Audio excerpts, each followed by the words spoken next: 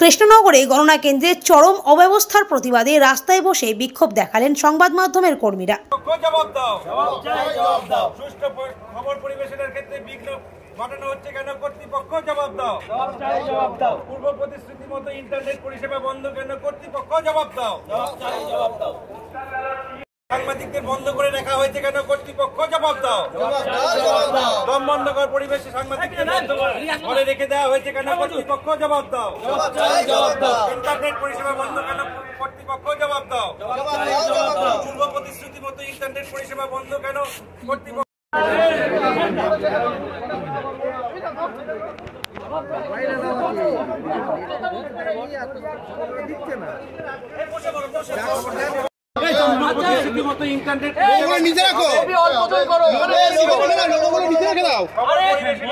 Internet পরিষেবা দিতে হবে।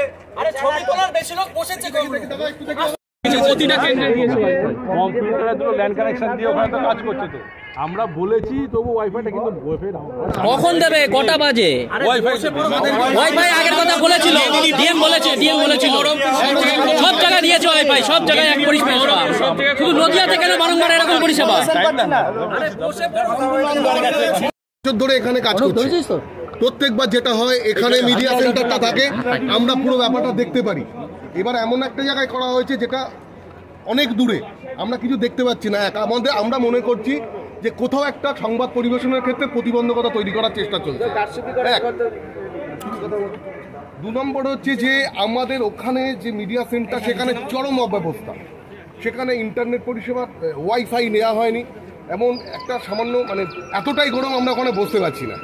তাহলে সব মিলিয়ে এবং আমরা যেটা অনুভব করছি যে কোথাও একটা সংবাদ পরিবেশনের ক্ষেত্রে একটা প্রতিবন্ধকতা তৈরি করা হচ্ছে যাতে আমরা সঠিক সংবাদটা মানুষের কাছে পৌঁছতে না পারি।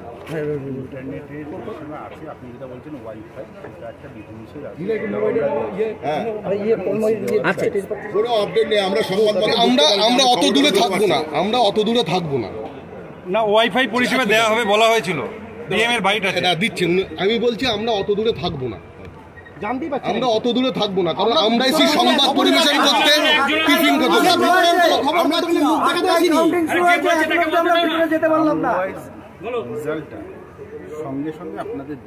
না। আমরা বলছি যে ধরুন আমাদের এখানে কেন ডাকা হয়েছে দেখানো হয়নি সংবাদ পরিবেশন করার জন্য। ধরুন যদি কোনো রকম অব্যবস্থা হয় বা ভিতরে কোনো রকম কিছু হয়ে থাকে, তাহলে আমরা সেই খবরটা পৌঁছতে পারবো কি পারবো না? আমাদের কাছে নির্দিষ্ট করে খবর আছে, রিগিং চলছে, কাউন্টিং এ গন্ডগোল চলছে, আমাদের কাছে খবর আছে। আপনি বলুন হ্যাঁ কি না। আমরা কেন আসতে পারবো? কি বলেছে তাহলে? কি বলেছে? 100 মিটার দূরে করতে বলেছে। ওখানে কেন